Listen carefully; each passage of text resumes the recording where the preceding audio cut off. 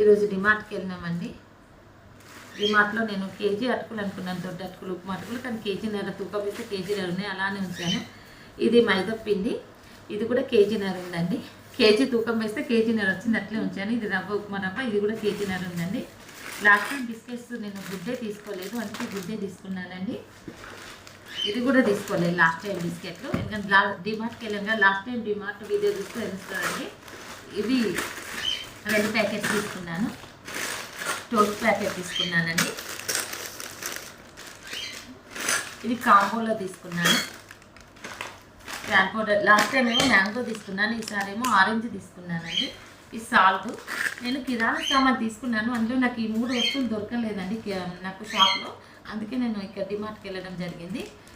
కానీ షాప్ కన్నా డిమార్ట్లోనే తక్కువ ఉన్నాయండి, ఒక 5 రూపీస్ దాకా తక్కువ ఉన్నాయి. ఇక్కడనే తీసుకుంటాను. నెక్స్ట్ నుంచి ఒక హల్దీ ప్యాకెట్ తీసుకున్నాను.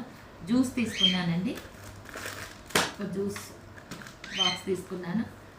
ఇది మేము టమాటా సాస్ వాడము, చాలా తక్కువ అండి, అందుకే ఒక చిన్న ప్యాకెట్ మాత్రమే తీసుకున్నాను టమాటా సాస్.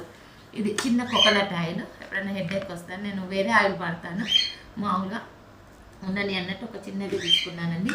మా బాబు ఫ్యాన్ తీసుకున్నాను, దీనికి ఫ్యాన్ అంటే పిచ్చి అండి మా బాబుకి, అందుకే ఒక ఫ్యాన్ బొమ్మ తీసుకున్నాను. ఇలా తిరుగుతుంది చూడండి, ఒక ఫ్యాన్ బొమ్మ తీసుకున్నాను మా బాబు. నేనైతే నిమ్మకాయలు స్టోర్ చేసుకోవడానికి బాక్స్ తీసుకున్నాను, నిమ్మకాయలు స్టోర్ చేసుకోవడానికి. ఎందుకంటే మనము ఫ్రిడ్జ్లో పెడితే, ర్యాక్లో పెడితే ఎండిపోతున్నాయి, లేకుంటే మురిగిపోవట్లేదు, అలా ఎండిపోయిన తర్వాత మురిగిపోతున్నాయి. ఈ బాక్స్లో పెడితే బాగుంటాయని తీసుకున్నానండి. ఇంతేనండి డిమార్ట్ సామాన్ అది. ఓకేనా,